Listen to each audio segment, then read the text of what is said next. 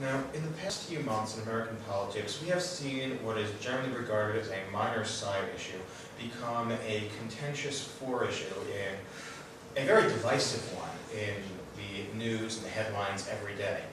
What is your stance on gun control efforts in Congress and in New York? I am a strong advocate of the Second Amendment. I believe strongly in our right to bear arms. I am hesitant to support anything that would take away or impede that right. I've seen too many countries where that is vital to being able to stay alive and a government running rampant over people. I don't agree with the New York City. I don't agree with the executive orders that President Obama has put in place. I don't agree with the direction that Congress is going in right now in trying to put a stranglehold on the Second Amendment. The difference between having a 30-round magazine and a pistol and having 5 6-round magazines, do you know how much time it takes to fire one against the other? 3.2 seconds. There's your miracle action. That a lot of people would say, hey, there's time for a miracle action when you're going to try and change. No, there isn't. 3.2 seconds. And that's not by an expert. That's from someone who's just regular amateur firing a gun. It's not the size of the magazine that makes a difference. It's not the fact that the gun can fire more rounds. It's the intent of the person who holds the gun. I have no problem with saying, hey, let's show people who are mentally unstable, or people who have criminal intent in getting these guns. Let's make laws that enforce that aspect. But I guarantee you, no one here is worried about their parents or their neighbors who are stable individuals and how many guns they have in their closet. You probably don't even know how many they have. It doesn't matter. Because if they really wanted to, you can go out, you can get a screwdriver, and you can stab someone with that. And they did in the 1980s in the subways in New York City. It's very well known about that. So it's not, ooh, guns are dangerous. Well, so is a kitchen knife, so is a rake, so is a baseball bat. And people die from all these things every day. And can be used to kill someone every day. Are we going to remove everything, including a fork? Everyone's going to use a spork every day just because it makes someone feel nice? I mean, the worst part about this is we're trying to put up this image of these laws on the backbone. This is the part that I really hate about this. They're putting it on the backbone of you're going to be able to sleep at night because you're safer. That is a lie. That is a lie. If you actually looked at the number of how many mass shootings have occurred since 1980, there is on average about 20 shootings every year since 1980. That is during the time that we had a ban on guns and after and before. And of those, about 100 people per year die since 1980. Why do we think a new ban is going to suddenly stop people from shooting other people? There's absolutely nothing that gives us a reason to believe that. There's absolutely nothing that any of these laws, the Binghamton shooting at the Civic Center, I don't know if any of you guys were here when that happened. Okay, look into it. There's nothing in any of the laws that have been passed that would stop that from happening. There's nothing in the laws that they're talking about that would have stopped Connecticut and Sandy Hook from happening. There's nothing in those laws that would stop Columbine from happening. They're not making people safer by taking away their rights. They're just taking people's rights away because they don't like it. And I don't believe we should stand by that. Someone needs to say that. And we need to stand up for that and vote against it. Viciously, vehemently. But him and then I'll come back to you. I already had a question to ask, but I kind of need to follow up on Zach's question. So I understand that, I know it's a difficult position to take in Congress. I understand you're trying to get elected. You don't want to see anything too controversial or whatnot. But, like, we need to, like, for us, and if you want to turn the camera off, that's fine. We'd like to know, like, what legislative options you would take towards the drug law, because as much as your intentions on the floor of Congress would be admirable, no question, that's a good message. Yeah. It's not going to change that people are currently addicted and currently getting thrown in jail for head possession. Because there's no easy answer. It's not that I don't want to answer that question. I do want to answer it. We don't have an effective answer. I mean, right now, what's the answer? Throwing people in jail. It's not great. It works to a certain extent, but it's not a great answer. We should make the penalties higher. Make it more stiff. Stop treating people in prison as nicely as we do. We have some of the best prison systems in the world, which is great, except it doesn't really give the right impact. Because, and I'd say that because look at the recidivism rate. How many of them are going back for the same problem? We have to come up with an answer. Do we force them to go into drug rehab programs? Maybe. Maybe that's part of the answer. Is it?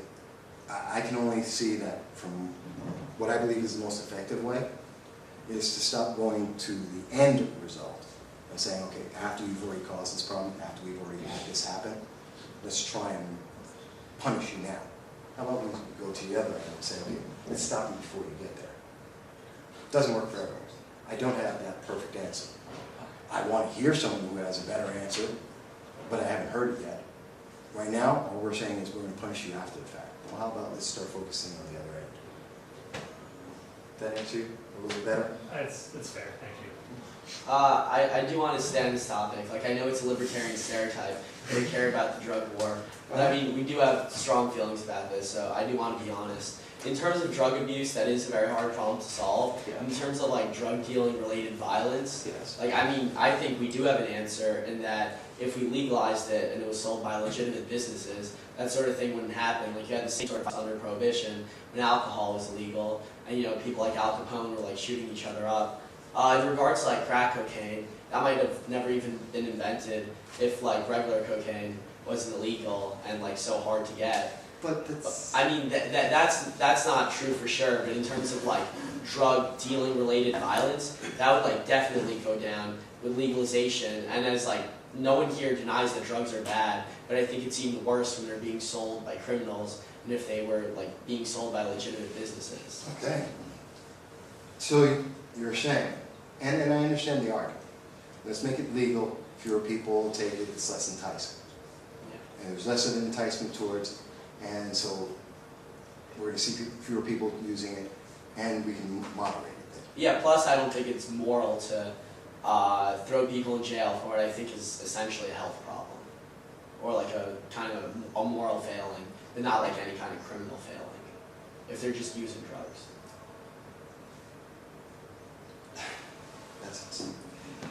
I understand the argument, and I understand the intent of the argument. I can tell you that back in, going back in time, Coke was actually legal in the United States. Right. Coca-Cola gets their name directly from it. And they were using it to draw millions of people as addicts. There are medicinal uses for it, as an example. But net overall, it was found to be more detrimental than it was beneficial to the public as a whole. Is there a middle ground in there? Is there somewhere we could say that? Maybe. I can tell you that looking at California, some of the other states that have legalized pot, we're seeing lots of abuse in minors.